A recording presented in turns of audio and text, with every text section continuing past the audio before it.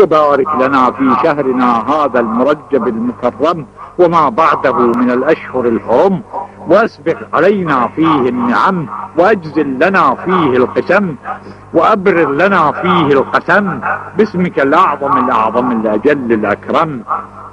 الذي وضعته على النهار فأضاء وعلى الليل فأظلم. واغفر لنا ما تعلم منا وما لا نعلم، واعصمنا من الذنوب خير العصم، واكفنا كوافي قدرك، وامن علينا بحسن نظرك، ولا تكلنا إلى غيرك، ولا تمنعنا من خيرك، وبارك لنا فيما كتبته لنا من أعمارنا، واصلح لنا خبيئة أسرارنا، واعطنا منك الأمان، واستعملنا بحسن الإيمان، وبلغنا شهر الصيام وما بعده من الأيام والأعوام يا ذا الجلال والإكرام.